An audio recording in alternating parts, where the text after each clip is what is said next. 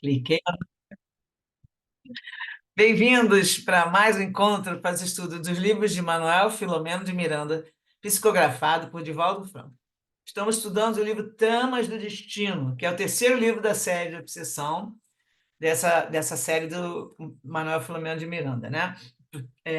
Nós aqui somos um grupo de estudantes da doutrina espírita. Estamos aqui só para refletir juntos sobre os ensinamentos do livro. Queremos agradecer a participação de todos que estão aqui conosco ao vivo, também aqueles que vão participar assistindo depois pelo YouTube, no canal Leitura de Livros Espíritas. Toda terça-feira o vídeo é publicado após as 21 horas. Então, para a gente começar, peço agora que todos desliguem seus microfones para que possamos fazer a nossa oração inicial. Pedindo que a paz de Jesus esteja conosco. Vamos elevar nossos pensamentos na direção do Pai Celeste, de nosso irmão maior. Mestre Jesus, rogamos seu amparo para os propósitos de bem servir. Estamos aqui reunidos para mais um encontro de estudos sobre a doutrina espírita e o seu evangelho. Que o Senhor nos conduza para a realização dessa tarefa, que possamos estar receptivos à inspiração dos teus mensageiros e que os ensinamentos desse livro possam iluminar nossos caminhos, facilitando assim a nossa evolução. Pedimos, então, Senhor, a sua proteção e auxílio para iniciarmos as atividades da noite de hoje. Que assim seja, graças a Deus. Então, eu vou colocar aqui para vocês. Hoje a gente vai começar o capítulo 10, continuando lá a nossa historinha. Vamos ver se a gente vai fazer só um capítulo hoje ou dois. Vai depender do nosso tempo. Então, tá aí o nosso resumo. Nosso capítulo 11, gente, desculpa. É que fica tudo tão pequenininho que eu abri o capítulo errado. Deixa eu ver. É este aqui, não. Capítulo 6. Tá certo. É estudo 6, capítulo 10. Agora observe. Então, a sucessão dos dias, né, ao longo desses tempos que estão passando aí, ele vai falar que esses dias passando restituiu à família Ferguson a passividade anterior, agora agravada pela nova enfermidade de Lisandra. O Dr. Armando passou a assistir a jovem, surpreendendo-se com sua boa disposição orgânica, em detrimento do seu equilíbrio psíquico. O quadro marchava para uma eclosão de loucura irremediável. Sem nada a informar, a dona Artemis, no caso o médico, né, não falou nada com a dona Artemis, e resolveu manter uma entrevista com o senhor Rafael, de modo a prepará-lo para o que esperava ser, em futuro próximo, um desfecho fatídico. Saberia silenciar quanto ao problema fisiológico da filha, de modo a não trair o silêncio da atormentada senhora. Na primeira oportunidade que se encontrou na colônia, mandou chamar o Sr. Ferguson e foi diretamente ao assunto. O doutor fala: Não estou autorizado pela família para o que vou lhe narrar. Faço com a minha responsabilidade e consciência médica. Refiro-me a Lisandra. Aí o Rafael fala: O que lhe aconteceu? O doutor: Ela está enferma mentalmente, a caminho de séria alienação. Desejo, porém, esclarecer-lhe que qualquer atitude violenta, irresponsável de sua parte, poderá acarretar seu desenlace, em lamentável estado num manicômio. Procure refletir de forma edificante e benéfica e contribua sem o egoísmo que o corrói. Ele está falando assim com ele, vou lembrar vocês que já passaram 8 anos, né? E eu e o Rafael sempre foi inteligente, brigava com todo mundo, ele era o terror lá do manicômio, do manicômio, lá desse leprosário. Então o médico já está falando com ele, já de uma forma já bem ríspida, né? Porque ele vai mostrar que ele está querendo falar e sabe como é que o Rafael é, né? Egoísta, né? Então, ele pergunta: tem escrito? Quais as esperanças que ele transmite e as consolações que dá a ela e aos demais? Não sei se o senhor faz uma ideia exata do martírio da sua esposa e dos seus filhos, carecentes de compreensão e ajuda moral, na travessia difícil do sofrimento que os une. O enfermo esquece de que a família permanece também exaurida, obrigados a viver em expectativas rudes, como em privações dos afetos queridos. Isolamento não é somente de quem se recolhe ao tratamento pelo ingresso no hospital. Tomei a deliberação de falar-lhe pessoalmente, porque não receio as ameaças habituais que muitos aqui proferem, a fim também de responsabilizá-lo pelos sucessos futuros. Rafael vai revidar colérico. Ninguém nunca falou assim, me falou assim. Aí o médico fala: Pois é tempo de que alguém o faça. Aliás, isto é coisa que eu deveria ter feito antes, como responsável por essa instituição e pelo bem-estar de todos, e não apenas do senhor. Aí ele vai falar que a imagem, o Miranda vai contar que a imagem da filha num manicômio fez o Rafael se estremecer. Deu-se consciência da leviandade, da falta de amor real para com a família. Viu mentalmente a esposa debilitada pela sucessão dos infortúnios, a irmã, o filho. Não segurou as lágrimas. Recordou-se de que suas cartas eram sempre portadoras de fel e veneno, jamais consolando-os à distância. Humildando-se ante a dor, inquiriu com a voz embargada: é grave? Aí o doutor fala: sim, na minha forma de encarar o problema. A insanidade em agravamento parece-me congênita, em atual processo de fixação. E o Rafael pergunta: o choque com a minha doença teria agravado? E o doutor responde: de certo modo, todavia, não me parece justo inculpar-se pelo que ocorra com a família. Notava-lhe algo perturbador anteriormente? Ela vai perguntar sobre a menina. E aí o senhor Rafael vai fazer um resumo das distonias que a filha sempre fora vítima, ante a atenção do médico. A narração, repassada de sentimento, funcionava como proveitosa catarse, como um dreno psíquico, porque ele nunca falava, né? O Rafael era um homem fechado e ignorante lá, né, sempre reclamando, e agora ele estava falando e contando para o médico, então isso foi para ele como se fosse um dreno psíquico que fala, uma catarse, né? Aquele homem de caráter difícil jamais expusera os seus problemas a quem quer que fosse. E por isso, sem amigos, conselheiros ou diretrizes, emparedava-se nas opiniões infelizes decorrentes das autoanálises tormentosas a que se impunham. Cessada a narrativa, o doutor Armando convocou-o a uma salutar mudança de atitude, induzindo-o a mudança de paisagem mental, prometendo-lhe ajuda e amizade. Após despedir-se, o genitor de Lissandra saiu com a alma em frangalhos. Cândido perguntou-lhe o que se passava, achando-o muito pálido. Ele ergueu os olhos e não pôde se dominar, explodido de agonia ante a atenção de Cândido, que a providência lhe encaminhara naquele momento crucial. E Rafael responde: trata-se da minha filha Elisandra, enfermou da mente. Aí o Cândido: ora, meu amigo, onde está sua confiança em Deus? Já orou, rogando ajuda? Venha comigo. Cândido segurou pelo braço e o levou à enfermaria. Abrindo uma gaveta, dali retirou um livro. Eis aqui o meu enxugador de lágrimas. Trata-se de Evangelho segundo o Espiritismo de Allan Kardec. Abra-o, por favor, em qualquer lugar.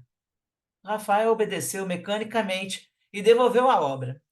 Cândido leu, com ênfase e unção, a página de luz que respingava bálsamo e conforto moral sobre o ouvinte sucumbido. Cessada a leitura edificante, que carreou para o ambiente forças sutis do mundo invisível, Cândido orou, pedindo-lhe que o acompanhasse em silêncio. A prece, partida das nascentes do coração, a fluir na direção do Pai, mesclava as energias puras das divinas concessões e retornava como poderoso agente restaurador. Em seguida, impelido pelo sadio desejo de ajudar, aplicou-lhe passos refazentes, após o que, gentil, interrogou: então, como se sente? Aí Rafael vai responder: sinto-me melhor, como jamais ocorreu comigo antes. Algo inexplicável infunde-me paz e fé, conforto, quase alegria pela primeira vez nesses tristes e demorados anos de minha existência. Aí o Cândido diz que é o efeito da oração que refrigera, acalma e encoraja. A prece nem sempre modifica as coisas, todavia, sempre nos modifica, ajudando-nos a ver e entender os acontecimentos pelo ângulo correto, através do qual deve ser examinado. É isso o que importa. Não é válido que Deus nos afaste dos obstáculos, quanto é sábio que nos dê meios para os afastar. Aí Rafael fala com ele: pode me prestar esse tesouro? Hoje eu compreendo quanto necessito de uma segura orientação, que me tenho recusado até este momento. Talvez ele seja a solução para o que se passa comigo e com os meus. Aí o Cândido fala: será a solução, sim. Recorde-se, entretanto, de que tudo continuará como antes, ou talvez piore. Você, porém, verá tudo melhor. Saberá os porquês das coisas. Conhecerá as fórmulas da resignação e da coragem, que solucionarão as dificuldades que o maceram e lhe aumentam o fardo das atuais provações. E aí o Rafael fala: espero poder recomeçar a vida, diminuir as consequências dos meus erros, modificar-me, ajudar. Nesse momento, experimento o desanuviar da minha mente. Parece-me que estou emergindo das sombras, atraído por poderosa e bela claridade. E aí o Miranda conta aqui que a Dona Adelaide fora a real autora daqueles acontecimentos oportunos. Inspiraram o doutor Armando para ir para o hospital, né? E o conduziram. Sustentaram-o na conversação e controlaram o genro.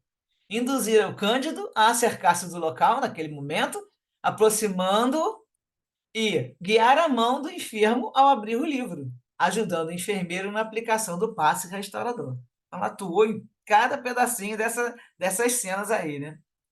Foi necessário, aí o Miranda continua falando, foi necessário que a dor voltasse a fustigar-lhe o espírito em dimensão imprevisível para que o Sr. Ferguson sacudisse dos ombros a carga rebelde que o dominava no reino das paixões inferiores. Claro é que nele não se operou uma transformação miraculosa. Nem seria justo que tal ocorresse. A vida prosseguiu, trazendo-lhe a resposta das mensagens infelizes que redigira contra si mesmo, no passado, arruinando a vida de outros. Havia uma disposição nova que se iniciava, suscetível de alterações, conflitos, mudanças de emoção e opinião. Qual terapia homeopática é de longo resultado, mas de seguro efeito. Quando o homem se resolve mudar interiormente e deixa que lhe caiam dos olhos as escamas da cegueira moral, tem início a sua libertação. Não foi por outra razão que o mestre, em socorrendo a todos que o buscavam, os incitava a mudança de comportamento, fixando cada qual no amor, para poupar-lhes ocorrências piores do que aquelas de que se vinham libertar. O homem beneficia-se do auxílio divino, tendo diminuídas as suas aflições neste ou naquele campo. Todavia, somente se libera dos erros quando os resgata, na redenção pela dor ou na ascensão pelo amor, mediante o bem que faça. Indispensável, portanto, crescer na realização enobrecida, a fim de manter-se em paz pela rota evolutiva. O chamamento dos céus à responsabilidade e ao dever maior, no ápice dos sofrimentos, conseguia sugerir ao Sr. Ferguson mudança de atitude mental e íntima, como também imperiosa condição de autoexame e melhor comportamento, com que se enriqueceria de recursos positivos para os cometimentos do amanhã. Então, aqui termina o texto do capítulo, que é bem pequeno, né? Resumindo, ainda fica melhor ainda. E aí vamos para as referências. Primeiro que eles comentaram é o Consolador, de Emmanuel, capítulo 5, Evolução. Então, lá tem a pergunta 239, que aí vão perguntar, entre a dor física e a dor moral, qual das duas faz vibrar mais profundamente o espírito humano? E a resposta, caso de Emmanuel, né? Podemos classificar o sofrimento do espírito, que seria a dor moral, como dor realidade. E o tormento físico, que de qualquer natureza, como a dor ilusão. Em verdade, toda dor física visa o despertar da alma para os seus grandiosos deveres, seja como expressão expiatória, como consequência dos abusos humanos, ou como advertência da natureza material ao dono de um organismo. Mas toda dor física é um fenômeno, enquanto que a dor moral é uma essência. Daí a razão, porque a dor física vem e passa, ainda que se faça acompanhar das transições de morte dos órgãos materiais. E só a dor espiritual, que é a dor moral, é bastante grande e profunda para promover o luminoso trabalho do aperfeiçoamento e da redenção. Então, dor física é a dor ilusão, né? Que é para despertar a alma, ela vem e passa. E a dor espiritual, que é a dor moral, é a dor que eles chamam aqui de dor realidade. Que aí, no caso, que é aquela dor moral que o espírito sente muito mais, né? É uma essência e é capaz de promover o trabalho de aperfeiçoamento da redenção. O outro, ele costuma dar para você, como ele fala aqui em cima, para poder te dar uma cutucada aqui, uma expressão expiatória ou uma advertência de natureza material. Às vezes você está abusando do corpo, né? Aí vem aquela dor para você tomar cuidado, que o corpo é o nosso instrumento, né? Sagrado, então nós temos que tomar cuidado, conta dele com muito carinho. E aqui temos do livro Problema do Ser, do Destino e da Dor, de Leon Denis, mais uma observação. No fundo, a dor é apenas uma lei de equilíbrio e educação. Sem dúvida, os erros do passado recaem sobre nós, com todo o seu peso, e determinam as condições de nosso destino. Com frequência, o sofrimento é só o contragolpe das violações cometidas contra a ordem eterna, contra a lei de Deus, né? Mas, sendo legado de todos, deve ser considerado como uma necessidade de ordem geral, como um agente de desenvolvimento, uma condição de progresso. No caso aqui, a dor, ele está falando aqui do sofrimento, que é o contragolpe, mas está falando que a dor seria uma condição do progresso. Todos os seres devem experimentá-lo por sua vez. Sua ação é benfazeja para quem sabe compreendê-lo. Porém, só podem compreendê-lo aqueles que sentiram seus efeitos poderosos. O Livro dos Espíritos, a pergunta 663. As preces que fazemos por nós mesmos podem mudar a natureza das nossas provas e desviar-lhes o curso? Minha resposta é: suas provas estão nas mãos de Deus e há aquelas que devem ser toleradas até o fim. Contudo, Deus leva sempre em conta a resignação. A prece atrai os bons espíritos que lhe dão forças para suportá-las com coragem, e é então que elas parecem menos difíceis.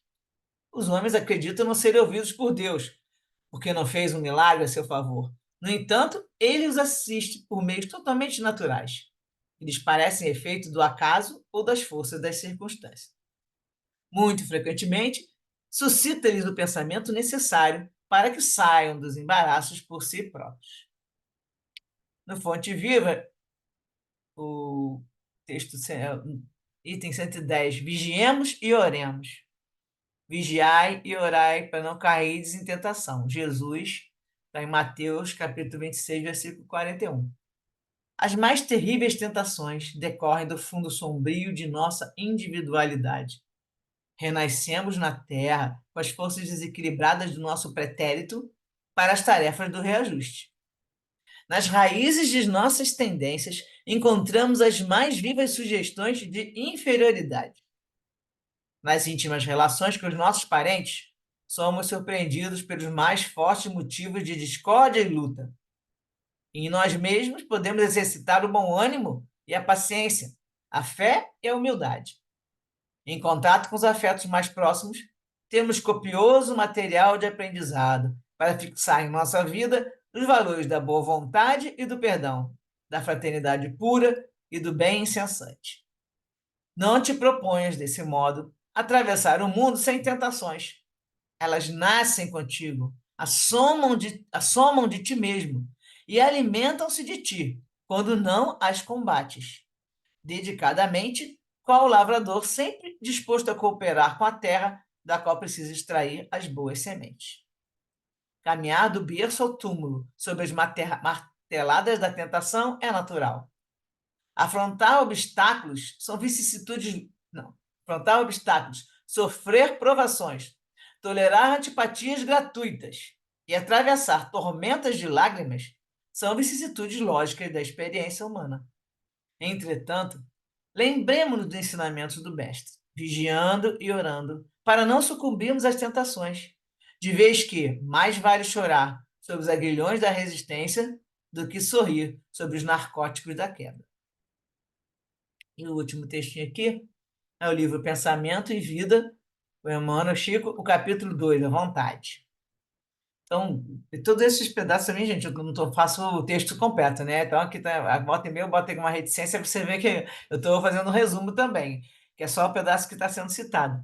Então, para falar, comparemos a mente humana a um grande escritório, subdividido em diversas seções de serviço. Então, nesse capítulo da vontade aqui, nesse livro, ele vai falar sobre cada setor de serviço. Aí a gente vai destacar a vontade. Então, a vontade, ela é a gerência, esclarecida e vigilante, governando todos os setores da ação mental. Então, ela que é o principal para dar, né, o pontapé, como ele vai falar aqui, né, o nosso botão de liga e desliga. Então, para considerar a importância, basta lembrar que ela é o leme de todos os tipos de força incorporados ao nosso conhecimento. O pensamento é força eletromagnética. Pensamento, eletricidade, magnetismo conjugam-se em todas as manifestações da vida universal, criando gravitação e afinidade, assimilação e desassimilação, nos campos múltiplos da forma que servem à romagem do espírito para as metas supremas traçadas pelo plano divino. A vontade, contudo, é um impacto determinante. Nela dispomos do botão poderoso, que decide o movimento ou a inércia da máquina. O cérebro é o dínamo que produz a energia mental, segundo a capacidade de reflexão de que lhe é própria. No entanto, na vontade, temos o controle que a dirige nesse ou naquele rumo, estabelecendo causas que comandam os problemas do destino. Só a vontade é suficientemente forte para sustentar a harmonia do espírito. Em verdade, ela não consegue impedir a reflexão mental, quando se trata da conexão entre os semelhantes, porque a sintonia constitui lei inderrogável, mas pode impor o jugo da disciplina sobre os elementos que administra, de modo a mantê-los coesos na corrente do bem. Então, só para clarificar um pouco, a vontade, nós temos esse controle porque ela está na mente, que está no espírito. O cérebro, ele vai produzir energia mental porque ele vai conduzir nos estímulos eletromagnéticos, tudo, e todas as ligações, né, do cérebro, seus sinapses, tudo, ele vai conduzir o corpo, a matéria, só que a vontade, ela está, inclusive, nós até já falamos isso no outro estudo, que eu me lembro que eu trouxe até a experiência de um cientista que ele descobriu que a vontade não estava no cérebro, porque ele ia cortando, fazendo experiências com, não sei se vocês lembram disso, com o cérebro, ia mexendo com uma parte, com a outra, e aí ele descobriu que ele não conseguia achar onde estava a vontade. E aí ele achou, a vontade está fora do cérebro. Então, ela está na mente, que está no espírito. E aí ele fala assim, olha, a vontade ela não consegue impedir a reflexão mental, quer dizer, você na conexão, porque se você está numa sintonia, vai acontecer aquilo, pum, de repente, pum, você se liga naquele pensamento. Só que ela fala que ela pode impor o jugo da disciplina. Então, o que acontece? Se você se toca que você está numa sintonia, você impõe sua vontade acima e você tira, mas já falou, troca o pensamento que está no mal para um pensamento que esteja coeso na corrente do bem. Tá bom? Então, agora nós terminamos aqui esse capítulo, vamos fazer nossos comentários e depois a gente vê a continuação, que vai dar tempo para fazer o outro capítulo. Vamos lá. O que tem de dúvida e comentários?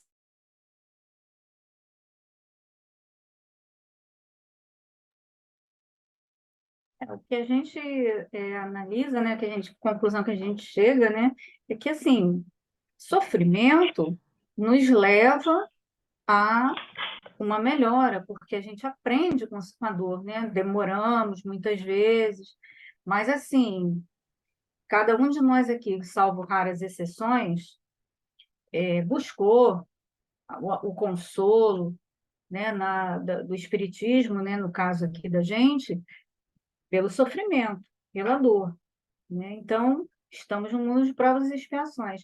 Mas as lições que a gente recebe, né, que os espíritos, a espiritualidade nos traz, né, a respeito do sofrimento, é que nós temos todo. Eu acho que eu já falei até isso outro dia, que a gente tem todos os instrumentos, né, para que a gente possa se levantar, né? Então, saber que se entregar não adianta, porque nós já temos o conhecimento de que a vida não cessa jamais, né? Que o espírito é imortal. Então, quando a gente desiste, a gente só está adiando para mais sofrimento, né? Por conta da nossa desistência. E muitas vezes, as coisas que nos acontecem nessa encarnação, a gente vê isso muito acontecer, né? Nós temos que resolver na própria encarnação, né?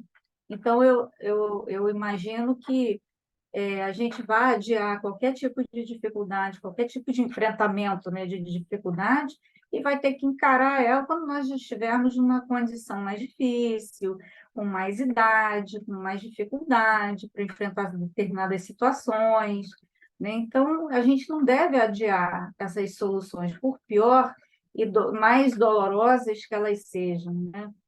Então, a, a frase que eu achei linda, né? O enxugador de lágrimas, né? Que é o Evangelho, segundo o Espiritismo, ele está ali para a gente abrir e receber todas as mensagens, todas as consolações, né? Que Jesus sempre nos fala. Então, eis a esperança, né? De que vai passar, como diz Emmanuel, né? Tudo passa, né? Só Jesus, só Deus não passa. Vou passar a palavra para a Sandra, que ela levantou a mão. Nada levantando a mão, vamos lá. É, eu estava pensando aqui, né, mais lá para o início das referências, que estava falando sobre dor, né? A dor física e a dor moral. Eu sou uma pessoa que questiono as coisas, às vezes, assim, muito profundamente, assim, nos detalhes, né? Eu tenho essa mania, digamos assim, né? Assim, então, está pensando, né? Que a dor moral, né? Vou começar pela dor moral, porque eu acho que a física é mais fácil, entre aspas, de explicar. Eu acho que na dor moral, assim, pelo que eu entendo, eu até gostaria de contribuição das pessoas que estão aqui, que eu acho que algo está um pouco me escapando, eu tenho essa sensação, que a dor moral ela já inclui nela, né, assim, a pessoa, né, já está com alguma ligação com consertar alguma coisa, ou pode haver uma vergonha, um arrependimento, um remorso, uma culpa. Então, aquilo a pessoa já está tocada, digamos assim, de uma evolução, né? Mas eu acredito que existe, por isso que eu acho que está me escapando alguma coisa, que eu acho que deve, eu até tive uma ideia aqui, de dores morais que não estão ligadas exatamente a isso. Por exemplo, a vergonha de algo descoberto por outros e que traga à tona alguma coisa errada e tal. Mas eu acho que se a pessoa sente vergonha é porque ela já está sacando que aquilo não é legal, né? Então, eu acho que a dor moral, eu acho até que ela não devia nem ser muito ligada, assim, ligada no sentido de ou é dor moral ou é dor física, porque eu acho que elas são coisas muito diferentes. Porque a dor moral já teria esse comprometimento de uma evolução, de um aprendizado, a coisa mais forte. Já a dor física, inclusive a gente tem, né, até nesse caso, né, desse livro, mostrando que na dor física pode haver uma revolta contra a situação. Que eu estou me perguntando se na dor moral, né, pelo menos da forma que eu estou vendo a dor moral, a princípio eu veria que não existiria uma revolta, né? De lidar com aquilo, né? Não sei, eu fiquei analisando isso, né? De a dor física ser mais fácil de não ser, de não levar a uma evolução, no sentido de que se a pessoa entra numa reação de revolta, até complica, né? É isso, uns pensamentos aí que me ocorreram em relação a isso, né? Porque a gente sempre vê isso ligado, né? A dor física pela dor física ou pela dor moral, e eu acho até que a dor moral, ela está, até como diz aí, né? Que é mesmo a que realmente afeta mais o espírito. Então, É vamos, isso. vamos dar uma recordada. É pequenininho, é que tem bastante informação. Então, estou entendendo o que você está falando, só que assim, é justamente como você falou, são duas coisas distintas. Por quê? Qual é a pergunta que eles fazem? Entre a dor física e a dor moral, qual das duas faz vibrar mais profundamente o espírito humano? Tipo assim, como é que eu entendo que assim, qual que o espírito vai aprender mais? É melhor levar na física ou na moral? Qual das duas a pessoa aprende, entre aspas, vamos dizer, aprende mais rápido? E aí o Emmanuel vai responder que ele classifica esse sofrimento moral como uma dor realidade. Olha só. Seria aquela, que aí no caso ele está dizendo que é a dor moral, né? Que vai vibrar mais profundamente. E o físico, de qualquer natureza, qualquer dor física, se tiver doença, seja o que for, é uma dor ilusão, porque tá ligado o quê? A matéria, né? E a gente sabe que a matéria sempre é a ilusão, a nossa verdadeira vida é como espírito. Então, ele fala, toda dor física vem para quê? Para despertar a alma. A pessoa não tá, é aquela história do amor, né, e da dor. Ela não está aprendendo a fazer nada e não tá aprendendo com amor. Vai ser o quê? Pela dor. Duas coisas ou ela vai estar resgatando expressão expiatória. O que que é? Ela está reparando um erro nela mesmo. Isso aí, quando você tem a dor com você, é você reparando seu perispírito. Isso aí a gente sabe muito bem que não tem outra. Estão vendo? Igual deu uma estabilizada aqui. Então, a dor física é para despertar a alma. A pessoa vai para reparar alguma coisa que o seu perispírito está sentindo, tá? Tá com precisa, vamos dizer, cicatrizar, né? Uma situação que está lá, e aí, no caso deles aí com a lepra, né? Então, resgatando alguma coisa que a gente vai ver na frente. Ou uma advertência de natureza material ao dono. O quê? Você está lá com vício, bebida, cigarro, seja lá o que for, e vai forçando teu corpo e não dorme. Então vem o quê? Vem uma dor, que já é uma reação do organismo também, e às vezes é mais ainda também seus benfeitores que estão te fazendo sentir alguma coisa para você sair daquela, né? Vamos deixar ela de cama um bocadinho, que aí ela melhora e para de fazer essas coisas erradas. Tem um monte de. Eu até separei já um capítulo, o dia que forem falar disso, eu tenho um capítulo do Memória de Suicida. Muito bom, que eles pegam lá uma menina que está fazendo um monte de coisa errada e pronto, o cara dá um choque magnético na garota, a garota cai na hora, o espírito dá. Então, eles fazem também isso, uma advertência.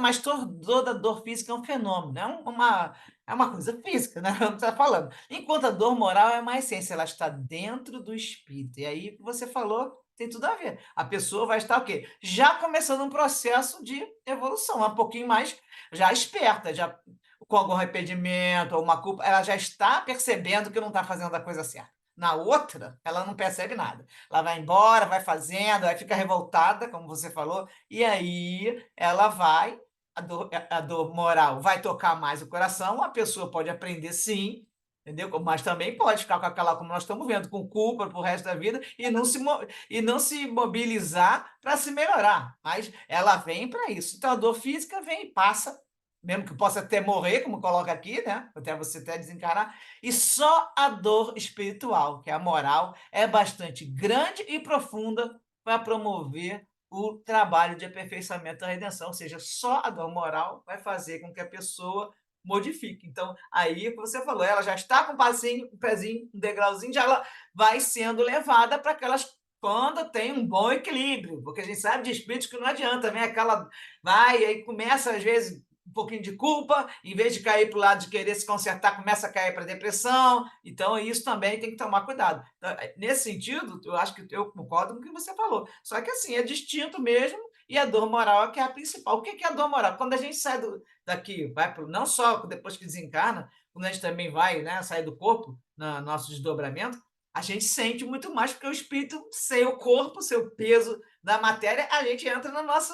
O cérebro funciona, o cérebro não, a mente funciona com toda a capacidade, que ela fica presa no corpo e ela não funciona. Então você começa a lidar. Aí, às vezes, você vai para o outro lado e toma bronca do teu mentor. Você está fazendo isso, você sabe que não é para fazer. E aí você acorda, meu pai, eu estou errado. Aí você vai, não lembra do recado, mas você aquilo guarda no teu íntimo, entendeu? Aí você modifica um pouco sua vida, dependendo da pessoa, modifica muito. Então, assim, eu acho que assim, o Emmanuel foi bem certinho, ó, dor física, tu vai levar a dor física sim, vai apanhar daqui, vai apanhar de lá, ficar doente, cai de cama, mas a dor principal é a moral, a hora que você se modifica e aí você vai querer se melhorar. É o que aconteceu com o Rafael, porque eles botaram até essa referência, inclusive que o Rafael mudou com aquela conversa.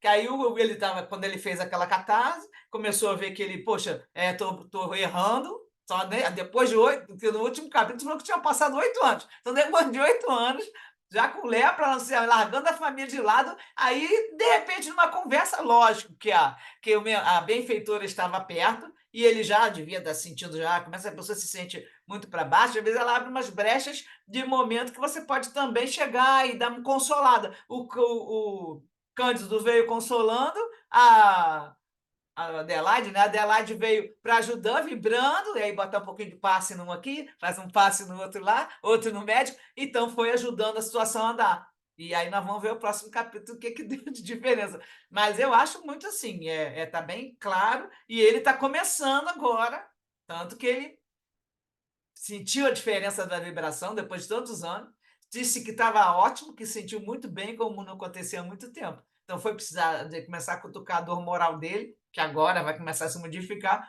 para que a dor física, que também estava lá passando, ele agora está começando a se modificar por causa mais da dor moral. Que até então essa dor física, esse exame todo, não valeu nada. Até agora, ele não tinha aprendido nada.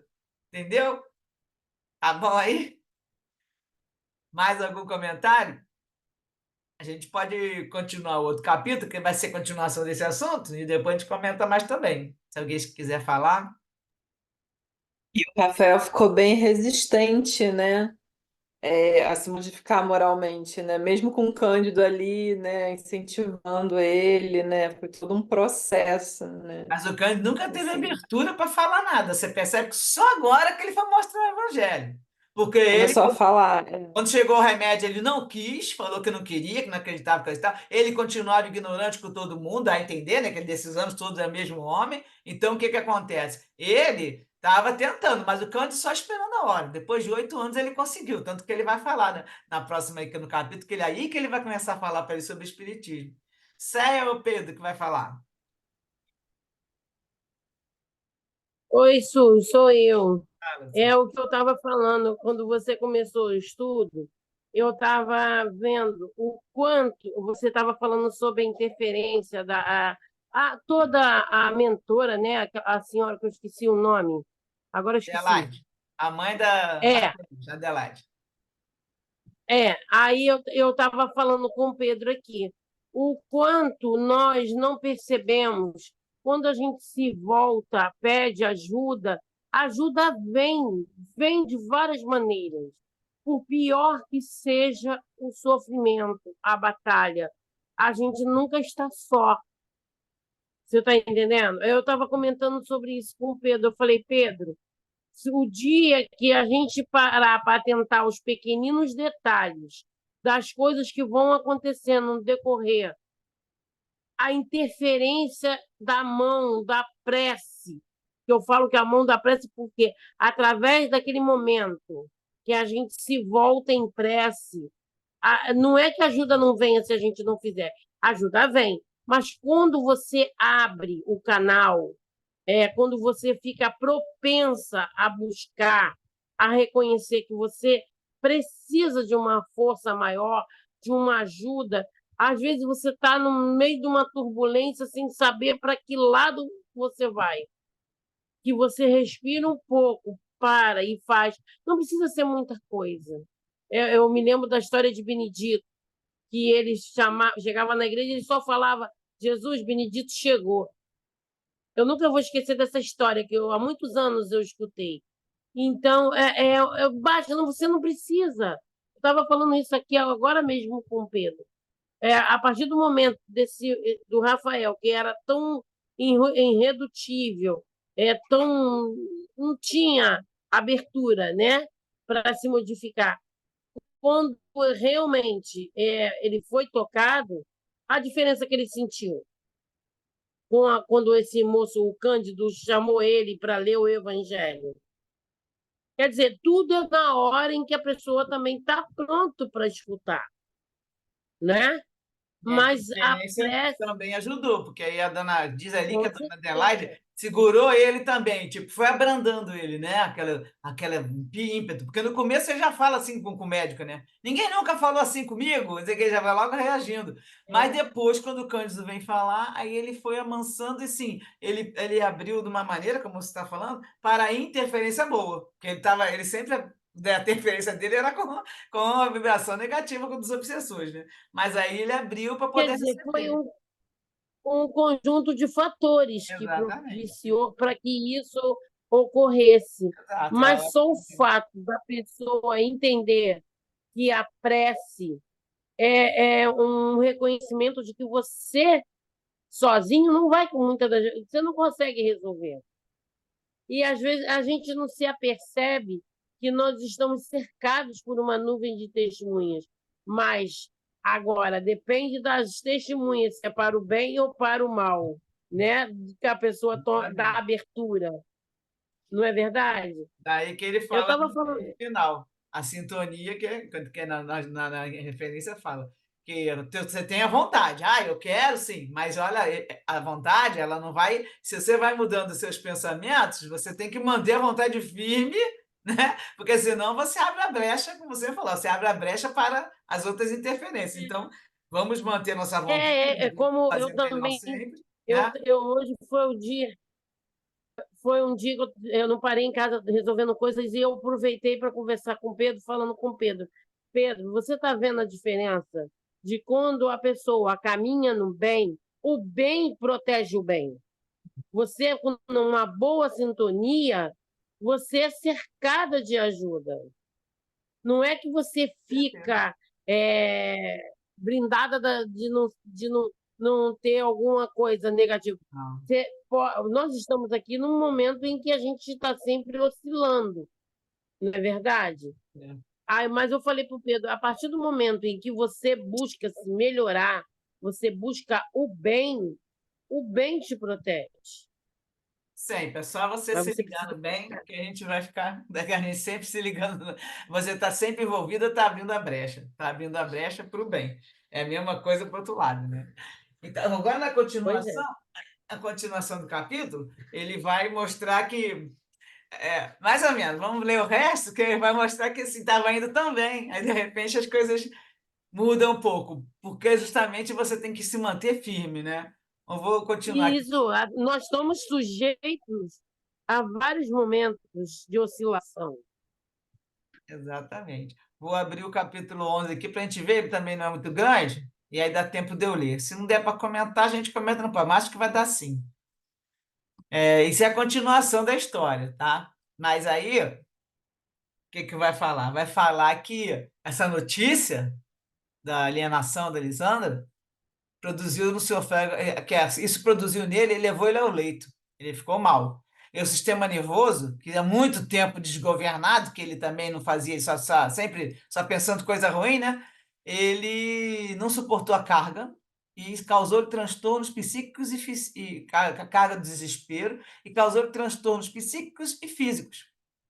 A hanseníase, cujos fatores predisponentes se concentram nos recônditos do espírito culpado, então, assim, isso ele coloca toda hora, tá? É o que eu falei, a doença, ela é produzida de uma maneira que tá lá no teu espírito a culpa. Então, aí você acaba, na verdade, para reparar seu perispírito, você faz uma doença, e no caso faz a hanseníase, para que você faça, se você causou mal para outra pessoa e você está querendo passar para aquela experiência, ou se você causou mal para você mesmo, entende? Então aí ele coloca, ela tem os fatores nos recônditos do espírito culpado. O Bezerra fala sempre isso e o Miranda reforça. Ao desconcerto da emotividade que depauperou o organismo, ela fez mais danosa. Ele já estava, né? Ficou triste, ficou mais arrasado. Aí ficou mais danosa, aumentou o processo degenerativo das células, com resultados dolorosos. Então, deve ter aumentado o pústulo, aumentado o nódulo, porque aquele tipo de hanseníase que ele tinha nódulos que causavam dores, né? Parte dos nervos. Então, aumentou. Sem encontrar forças para a recomposição interior, deixou-se sucumbir pelo desalento. Não podia se isentar de culpa. E agora ele estava se sentindo culpado, porque ele também foi. A irascibilidade, esse aí, jeito irascível dele, por muitos anos não disciplinada, cedia lugar ao pessimismo, fruto da revolta incontida. Ele sempre pessimista, sempre com revolta. Embora estagiando numa escola de sofrimentos severos, que era a colônia, nunca se concedera a oportunidade de sair de si mesmo para distender a solidariedade, tentando minimizar os efeitos contundentes do que considerava infortúnio, ouvindo ou sentindo os problemas dos demais. Ele fechava na concha dele e os outros ele nem conversava, nem trocava com os outros, né? O que está sentindo, não, ele não queria. Se fechava na concha de aço do egoísmo, que é o que ele sempre foi, né? Qual se fosse um inocente, inditoso, infeliz, né? Colhido pela artimanha das leis da impiedade. O egoísmo, sem dúvida, é a sórdida masmorra dos orgulhosos, que a preferem até quando a alucinação os vence. E somente em frangalhos se deixam retirar dos sítios em que a comiseração pessoal os aprisiona. Então, frangalhos, como ele estava se sentindo agora, num reduto de sofrimentos coletivos, sempre há alguém mais vencido que necessita de auxílio fraternal, em cujo cometimento o benfeitor se transforma numa fímbria de luz, esparzindo esperança. Então, o benfeitor que ele quer dizer qualquer pessoa que vai um ajudar o próximo, né? E enquanto a pessoa conforta, consola-se.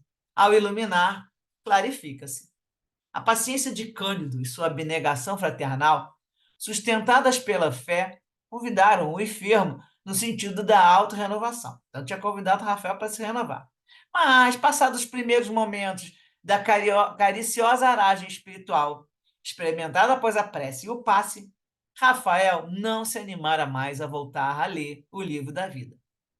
Na contingência adversa que o afligia, tombara nas ganas de ardilosa vingança que lhe impunham as vítimas do passado, especialmente uma delas, agora em hospedagem psíquica de caráter obsessivo. Então, ele estava se acabando por causa justamente daquela vítima do passado que estava ali em caráter obsessivo, agora é hospedeiro nele.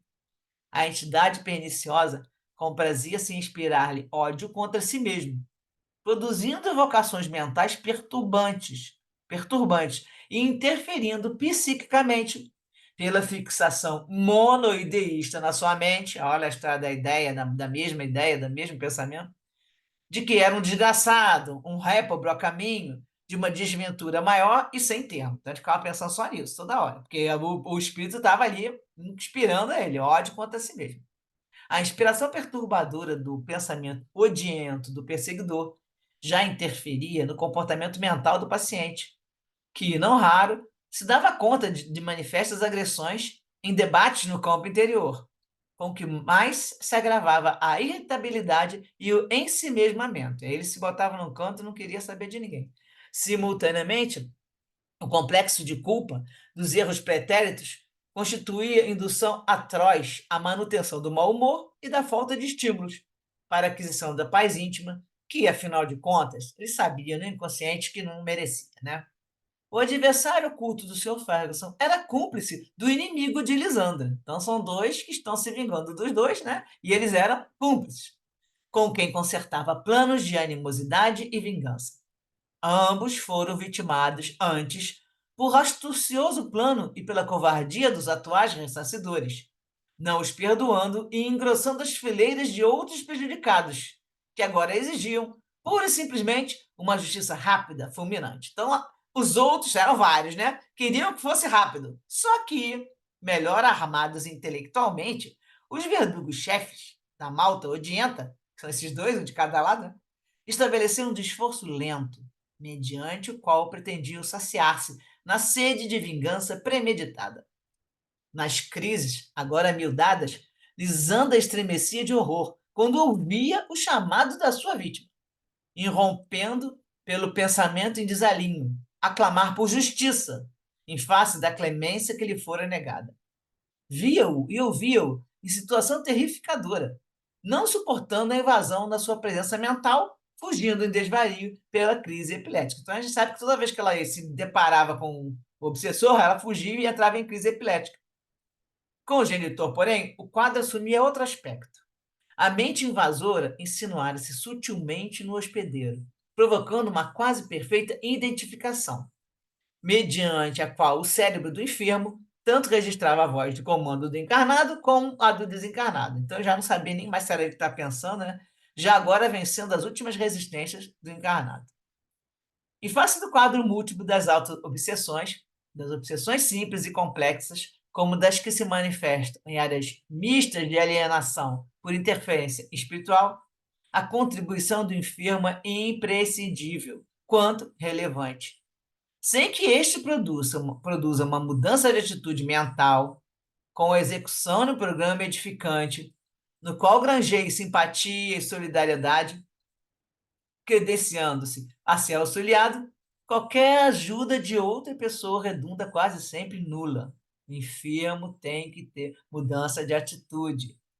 Não havendo uma forte predisposição interior do enfermo, em casos dessa natureza, o paciente sempre se desculpa com esforço, está se esforçando, justifica que está contribuindo com o máximo, mas em razão da vontade viciada, da falta de persistência no bem e da ausência de crença robusta em Deus, os estímulos de fora produzem efeito positivo, porém transitório, que foi o caso do Rafael. Ele veio, né, recebeu aquele passe, recebeu aquela oração, coisa e tal, foi um efeito positivo, porém transitório, porque não conseguem romper as vibrações densas do desculpismo, da autopiedade, da revolta sem palavras e da ira que destila, em cujas armadilhas se refugiam.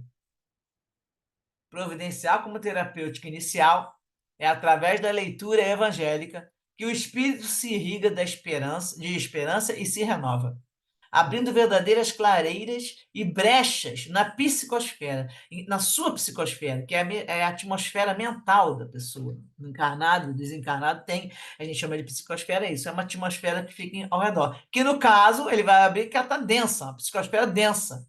Aí, com isso, uma leitura evangélica, você abre essas brechas e que ela, dessa psicosfera densa que ele elabora, e de que se nutre, a fim de que penetrem outras energias benéficas e o predisporão para o bem, de intervalo a intervalo, até que consiga modificar a paisagem interior.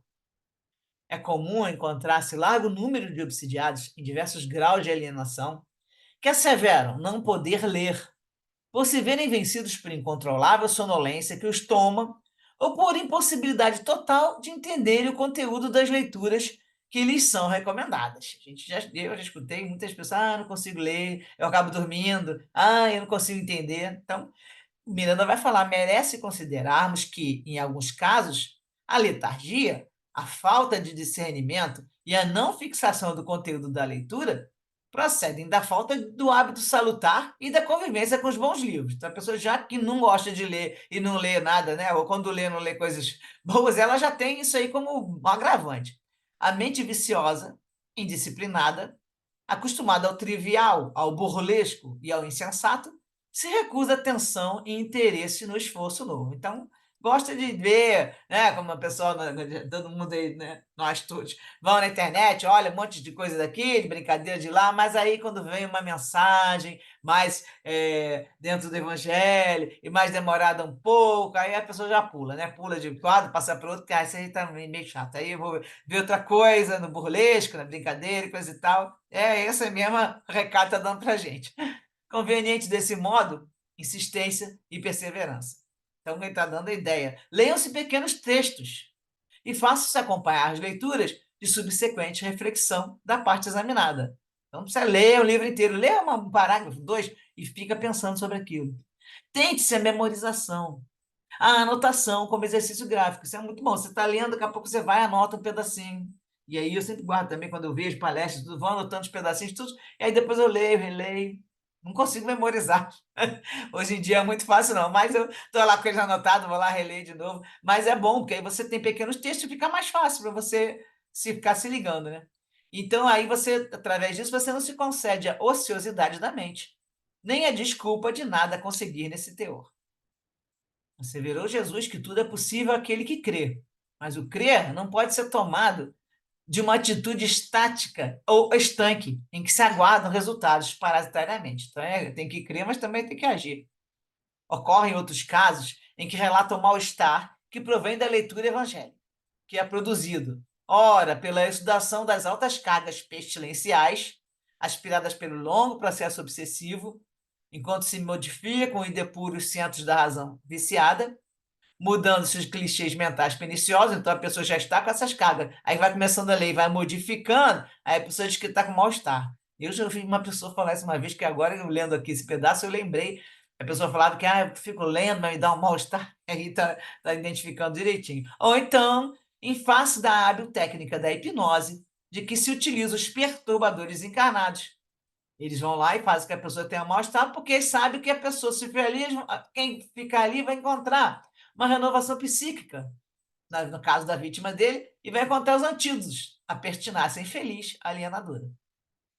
Pela forma como interferem na vontade doentia do paciente, esses espíritos induzem-no ao desinteresse, distraem-no, interpondo-se no plano do raciocínio, inspirando receios injustificáveis ou adormecendo-os.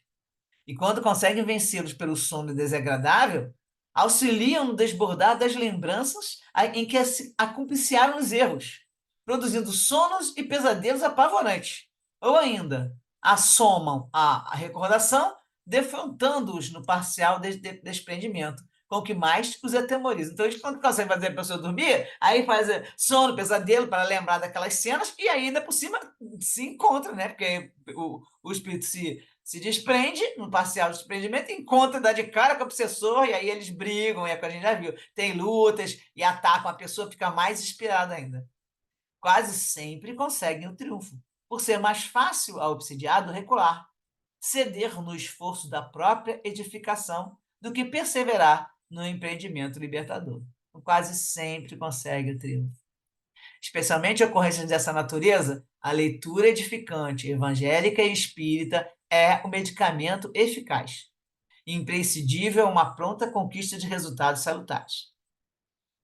Similarmente, pelo mesmo processo com que o pensamento obsidente atua sobre o médium em processos obsessivos, e aqui o Miranda alerta que todo paciente que experimenta tal alienação, no caso, nesses processos obsessivos, é um médium em desequilíbrio de forças psíquicas, porque todos somos médios, porque todos nós estamos sempre em contato com as energias, né, do plano espiritual, e aí nós podemos ser médios que só sente aquilo ali, aquela diferença e aquele desequilíbrio, como também pode ser o caso do médium ostensivo, que vai fazer a comunicação, vai trazer aquelas outras faculdades que a gente, aqueles outros tipos de mediunidade, mas aqui no caso ele fala que a pessoa também, que acaba entrando absorve esse pensamento obsidente, ele atua sobre o médium, e todo mundo é um médium em desequilíbrio quando está nessa alienação. Então, nesse mesmo processo, as ideias e as construções mentais deste, no caso, do encarnado, são assimiladas pelo hóspede indesejável, resultando muitas vezes então, no caso, as construções mentais do obsessor são assimiladas pelo hóspede indesejável. Peraí, deixa eu ver, né? Não, então, assim, o que é obsessor, ele vai ficar, você ficar lendo, ele vai acabar sendo evangelizado, porque isso um assimila do outro. Então, o hóspede indesejável, que é o obsessor, ele assimila essas construções mentais também, então muitas vezes resulta na sua evangelização, que também se modifica à instância dos preciosos ensinos que lhe chegam. Então, dependendo da pessoa, se ela perseverar, ela começa a mostrar para o obsessor que ela é outra pessoa agora, que está tentando se modificar, e aí, aos pouquinhos, eles vão modificando um pouco o modo de pensar também. Além da leitura, a oração revigorante é o tônico de que se devem utilizar os pacientes de toda a classe, daí partindo para as realizações superiores da vida. Mesmo nos casos da obsessão sob subjugação, a terapêutica do esforço pessoal do enfermo é valiosa. Embora com os comandos da vontade dominados, que é o caso da subjugação, né? A doutrinação que recebe desperta-o para o trabalho que deve realizar a benefício de si mesmo, irrigando a mente com a esperança da libertação, que iniciará de dentro para fora. Nesses casos, o auxílio de outra pessoa, oferecendo palavras de reconforto, lições de estímulo otimista, alivia o coração e suaviza o atendimento espiritual, conclamando ao controle do corpo, com que a divindade o enriquece para a bênção da evolução. A psicoterapia espírita evangélica é fator essencial para o reequilíbrio de qualquer alienação. Disso sabia o verdugo do Sr. Ferguson, que de pronto o fez desinteressar-se pela leitura do Evangelho, inspirando-o a reagir contra a bondade e a paciência de Cândido. O enfermeiro, porém, que conhecia a técnica persistente de que se utilizam os vingadores do além-túmulo, não se intimidou, porque ele era espírita e já tinha, né, já sabia que, e ele percebia, sempre, e até falou que todos eles sofriam sempre uma interferência espiritual, ele não se intimidou, sem a insistência que irrita, porém, com a perseverança que conforta, não adiou o auxílio espiritual ao enfermo da alma, convidando para que reagisse, estimulando o dever de ajudar os familiares, que mais do que nunca necessitavam da sua palavra e do seu conforto moral. Então ele foi pelo esse caminho, já que ele viu que ele estava, eu sou, né, entrando na depressão, ele falou assim, mas você tem dever de auxiliar, né? Mais que nunca eles precisam de você, do seu conforto moral. Então foi por aí que ele foi estimulando o Rafael. Então o verbo sincero e generoso terminou por encontrar ressonância no paciente rebelde. Num diálogo honesto, este revelou ao espiritista a razão de um conflito que o macerava. Então, acabou tanto que fez com que o Rafael fosse falando sobre a vida, né, o pensamento dele. E ele contou que ele amava a filha. E, apesar disso, experimentava estranha sensação de prazer por sabê-la quase louca, ao mesmo tempo martirizando-se em face da notícia do seu desequilíbrio, da menina, né? O sentimento desencontrado não lhe era novo. Lembra que desde que era criança ele tinha esse sentimento meio desencontrado com a menina? E aí ele ficou, como entendê-lo? Falou para o Cândido. E o Cândido, que aguardava por um momento de abertura para informações mais amplas, explicou. Foi o que eu falei lá antes. Ele agora está tendo um momento para poder conseguir explicar mais para o Rafael. Aí o Cândido vai falar. Como você compreenderá mais tarde, as nossas vidas se entrelaçam umas com as outras. Um mecanismo demorado e complexo, oferecendo-nos oportunidades múltiplas em experiências físicas muito variadas. A reencarnação é a mais coerente e lógica resposta aos múltiplos problemas humanos, morais, sociais, econômicos, físicos, raciais. Considerada a justiça divina na sua legítima posição, a reencarnação a expressa. Então, é a reencarnação que expressa a justiça divina, causando a cada qual sua ventura ou desgraça, impelido sempre ao avanço, à ascensão. O senhor Rafael, que nunca tomara conhecimento de tão elevada filosofia moral, interessou-se pela argumentação, desatrelando-se da indolência e da amargura. O enfermeiro estava visivelmente inspirado e prosseguiu. As religiões derivadas do cristianismo, que ensinam a unicidade das existências, mencionam que o nascer de novo se dá através do batismo. Os povos antigos acreditavam que todas as coisas físicas tiveram sua origem nas águas, passando estas a ser o símbolo dos corpos. O ensino de Jesus registra que o corpo gera outro corpo, mas só o espírito produz outro espírito, independendo, portanto, do corpo. É necessário renascer com o corpo e o espírito. E o mestre esclarece: o espírito sopra onde quer. Ouvis sua voz, mas não sabeis de onde vem nem para onde vai. Assim é todo aquele que é nascido do espírito. Ora, a lógica nos afirma que o espírito é livre do corpo, preexiste a este e a ele sobrevive. Ninguém sabe o que foi, não prevê o que será. Todas as ciências modernas viriam demonstrar ainda mais a força da lógica na argumentação apresentada por Jesus. E aí no livro ele vai falar que o óvulo é com água, né? O espermatozoide tem água, e quando forma o ovo, aí também é com muita água, então, e a gestação tudo na água, ele vai colocar a importância da água nesse sentido do nascimento, né?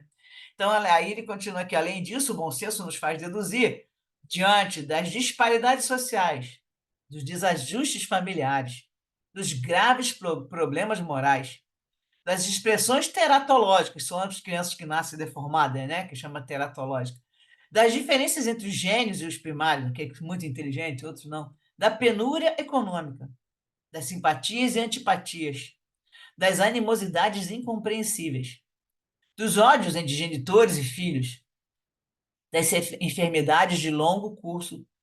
Tudo isso são todas ocorrências, a colheita dos frutos decorrentes da sementeira pretérita de cada um. Então, tudo que a gente está passando agora é fruto que a gente está colhendo da sementeira que a gente plantou lá atrás. Pode ter sido nessa existência, como muitos outros vêm de outras existências. A dona Adelaide, que estava sempre junto, você vê que ela está sempre acompanhando ali, que participava em espírito da conversação, recorreu ao estante precioso para levantar o ânimo do enfermo e despertá-lo para as experiências novas da vida, aplicando-lhe recursos magnéticos e fluídicos refazentes. Então, ele estava recebendo passe fluídico magnético.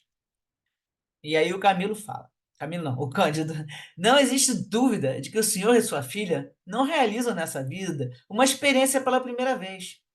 Viandantes dos caminhos do tempo, comprometidos negativamente entre si e em relação a outros, né, um trem, recomeçam agora para resgatar, reconsiderar atitudes e recomeçar na lide do bem.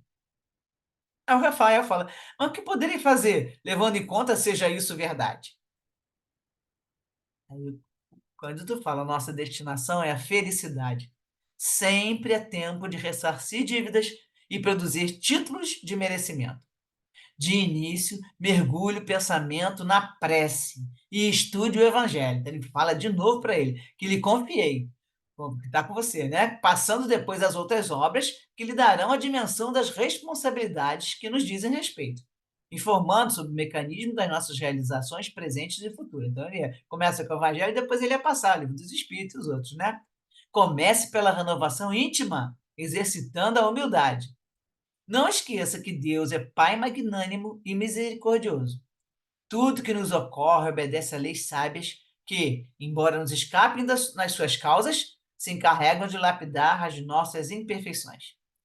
E aí ele aproveitemos o momento para orar, dando início à sua nova fase. E aí ele, com unção, murmurada com unção, no quarto singelo do enfermo, a prece ditada pela mente inspirada de Cândido vertia bênçãos. A oração é sempre o fio invisível e sublime, pelo qual a alma ascende a Deus e o Pai penetra o homem. E aí termina o capítulo 11 também, dá tempo da gente fazer os comentários, eu fazer aqui os comentários, depois vamos ver se dá tempo de vocês comentarem. Então, eles colocam aqui a gente já teve até uns pedaços desses textos em outros estudos, mas só para lembrar, tem no livro Missionário da Luz, tem um capítulo de vampirismo, e o instrutor Alexandre está falando que nas moléstias da alma, como nas enfermidades do corpo físico, antes da afecção existe um ambiente. Então, assim, antes de aparecer a doença, vai ter sempre uma causa, né? As ações produzem efeitos, os sentimentos geram criações, os pensamentos dão origem a formas e consequências de infinitas expressões. E em virtude de cada espírito representar um universo por si, cada um de nós é responsável pela emissão das forças que lançamos em circulação nas correntes da vida. Então, cólera, desesperação, ódio, vício oferece campo a perigosos germes psíquicos na esfera da alma. Como acontece no terreno da enfermidade do corpo, o contágio também é fato consumado, desde que a imprevidência ou a necessidade de luta estabeleça ambiente propício entre companheiros do mesmo nível. Então, desde que você vá e entra saia desse contágio aí, né, e mude de vibração. Livro Evolução dos Mundos, André Luiz e Chico, também já lemos alguns pedaços disso aí, para lembrar que muitos espíritos acometem os adversários que ainda estão no corpo terrestre, ou seja, muitos espíritos encarnados atacando o encarnado, eles empolgam-lhes a imaginação com forças mentais monstruosas, operando perturbações que podemos classificar como infecções fluídicas, que determinam o colapso cerebral com arrasadora loucura. Já falamos disso. Muitos outros também estão nessa paixão egoística, descanso pesado do menodeísmo, ao pé dos encarnados, estão ali do lado, influenciando para a pessoa ficar pensando na mesma ideia. Outros, como o ectoparasita, também ficam absorvendo as emanações vitais dos encarnados que eles estão ali já vivendo como parasita. Então, tendo essa operação de ajuste entre os encarnados e encarnados, que já são comprometidos, né? Que acontece em franco automatismo, os verdugos comumente seriam os neurônios do hipotálamo, controlando as estações do centro coronário, e aí se fixam para aumentar, excitar, é aquilo que nós já falamos. Eles vão em cima do seu desejo central e fazem com que você pense naquilo. Eles não colocam na gente, eles partem do que a gente tem. Então, vão se fixar para governar as excitações e produzir nas vítimas, quando eles são contrariados seus desígnios, inibições de funções viscerais de fé, ou seja, vai causar problema orgânico na pessoa. Então, essas manobras também, de vampirismo, elas também vão instalar regime de medo, de guerra nervosa nas criaturas, alterando neles a tela psíquica e produzindo prejuízos constantes ao tecido somático, ao corpo inteiro. Agora, aqui tem o livro Vampirismo do Herculano Pires, que eu até consegui baixar, e aí eles vão comentar que não é só esse vampirismo também de desencarnado para encarnado, não. Na vida material, como na espiritual, um vampirismo é um processo comum e universal do relacionamento afetivo e mental das criaturas. Então, ele vai falar que é vampiro o sacerdote que fanatiza um crente e o submete às suas exigências para explorá-lo com a promessa do céu. Como também é vampiro o político demagogo que fascina os adeptos de suas ideias e os leva ao sacrifício inútil e brutal da revolta e do terrorismo. É vampiro o espírito ou o médium que fascina os ingênuos com a falsificação de poderes que não possui, revelando supostas reencarnações deslumbrantes e conduzindo-os ao delírio de suas ambições de grandeza. É vampiro o negocista esperto que suga as economias de seus clientes com falsas promessas para um futuro improvável. É vampiro também o galanteador Dom Juanesco, Dom Juan de Juana, que se aposta das afeições das mulheres inseguras para explorá-las. É vampiro, alcoólatra ou toxicômano, que semeia desgraça em seu redor. É vampiro o espírito sagaz ou vingativo, que suga as energias das criaturas humanas e subjuga outros espíritos para agir na conquista e dominação de outras, e assim por diante, na imensa e variada pauta do vampirismo material e espiritual. E aqui eu acho que já caminhando para o final, não, da outra página. No livro Instruções Psicofônicas, o espírito Dias da Cruz vai falar em parasitose mental, bem, acredito que a gente já tenha falado. Ele fala que tem que considerar os fatores no vampirismo, fatores externos e internos, né? Mas, porém, ele fala que a pessoa, a criatura tem sempre a influenciação exterior, não há influenciação exterior deprimente quando a criatura não se deprime. Então, você só vai, né, receber o que você já está atraindo. Então, é porque, pelo imã do pensamento doentio e descontrolado, o homem provoca sobre si a contaminação fluídica de entidades em desequilíbrio, capaz de conduzi-la à escabiose, ou seja, a sarna, a ulceração, a dipsomania, que é o alcoolismo, a loucura, a cirrose, tumores benignos ou malignos de variada procedência, tanto com os vícios que corroem a vida moral. E, através do próprio pensamento desgovernado, pode fabricar para si mesmo as mais graves eclosões de alienação mental, causando psicose de angústia, ódio, vaidade, orgulho, usura, delinquência, desânimo e egocentrismo. Tão imprescindível assim viver em guarda contra as ideias fixas, que foi o que nós falamos no último estudo. Viver em guarda contra as ideias fixas. Percebeu? Prestar atenção. Que são opressivos e exorbitantes, que estabelecem ao redor de nós maiores ou menores perturbações, sentenciando-nos à vala comum da frustração. Toda forma de vampirismo está vinculada à mente deficitária, ociosa ou inerte, que se rende desajustada a sugestões inferiores que a exploram sem defensivas. Usemos desse modo, na garantia de nossa higiene mental psíquica, os antisséticos do Evangelho. Bondade para com todos, trabalho incansável no bem, otimismo operante, dever irrepressivelmente cumprido, sinceridade, boa vontade, esquecimento integral das ofensas recebidas e fraternidade simples e pura constitui o sustentáculo de nossa saúde espiritual. Para elevar nosso padrão vibratório, pegando aqui duas coisas que ele falou no texto. Leitura edificante, que você eleva o padrão vibratório, e oração. Né? E termina aqui com um parágrafo de Joana, no livro Dias Gloriosos. O que diferencia um paciente comum de outro portador de expressivos dotes, sentimento da moral, é a maneira como ele aceita e enfrenta as vicissitudes, as doenças e os desafios existenciais. Enquanto o sofrimento por desavisados se constitui num martírio, numa desgraça, para outros, aqueles que se sustentam na fé religiosa racional, no equilíbrio das emoções, significa recurso de crescimento, instrumento de enriquecimento de valores mais elevados, que estão ao alcance somente dos que se empenham na conquista dos patamares mais nobres da libertação pessoal. Então, fechamos aqui o texto, temos 10 minutos aí para a gente comentar, e vocês veem que ele não seguiu em frente, né? Ele levou aquela. Deu uma aliviada, mas aí toda aquela carga, já junto com a mente dele também, já, né? Decaída lá, depressiva, ele vai, continua aquela ligação com o obsessor, e eles fazem com todos, não é só com o Rafael, que a pessoa desestimule, não leia, não faça nada, não vá trabalhar, não vá para o centro, não vai assistir reunião, né? Vamos para a sessão pública, não vai, aí tudo tem desculpa, e aí a pessoa tem que perseverar com esforço, né? Às vezes um esforço super fora do normal, porque ela está sendo pressionada de um lado, só que ele está ali com o imã, né? Atraindo, então aí vamos ver o que vai acontecer depois, que na verdade ele agora levou outra cutucada. O Cândido está sempre ali para ajudar. E a dona Adelaide do lado, né? Vamos lá, o que vocês acharam?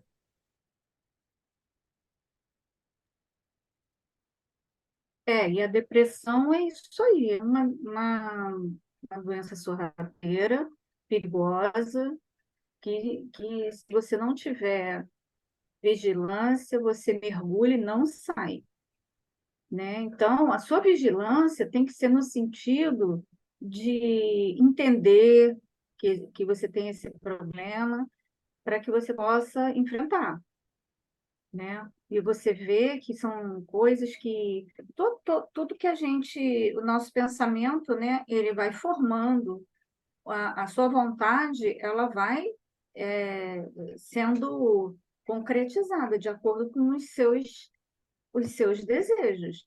Então, se você não consegue, eu não consigo sair dessa situação, nada tem graça para mim. Se você ficar alimentando esse comportamento, realmente você não vai sair.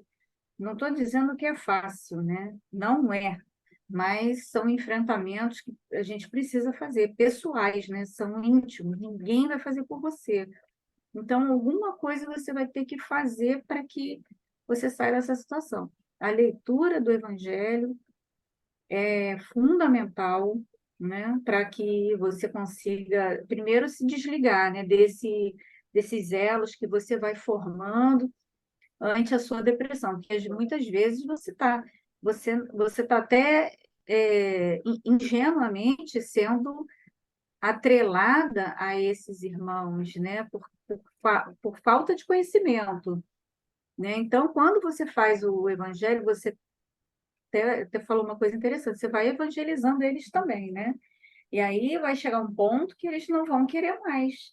Cara, ou eles vão ser evangelizados ou eles vão abandonar ele, porque eles vão falar, cara, não tem mais jeito ali, não consigo mais influenciar, mas isso leva tempo, você tem que ser muito insistente e querer mudar, né? Porque em todas as situações contadas no livro, você veja que a pessoa, ela muda a sua frequência, né? Ela muda a forma como ela encara a situação. E é a partir do momento que ela muda, que as coisas começam a melhorar, né? Que ela começa a se recuperar. Então, a gente precisa virar essa chave, mudar esse comportamento, se nós quisermos sair desse tipo de entrave, né? Porque o entrave para a vida, a tua vida para, né? E a gente precisa, porque não vai mudar. Se você desencarnar, não vai mudar nada, vai ficar tudo daquele jeito. Então, a gente vai precisar encarar, como eu falei da outra vez, né? Se a gente não encara agora, a gente vai ter que encarar, às vezes, de uma forma muito mais difícil depois, né? Então, evangelho na mão, para enxugar as lágrimas. Porque aqui justamente eles colocam justamente que a pessoa, se ela começa a se modificar, eles também vão. A gente tem o caso até do Divaldo, né? Que ele fala que daqueles anos todos, 40 anos, e o cara do lado dele, com ódio.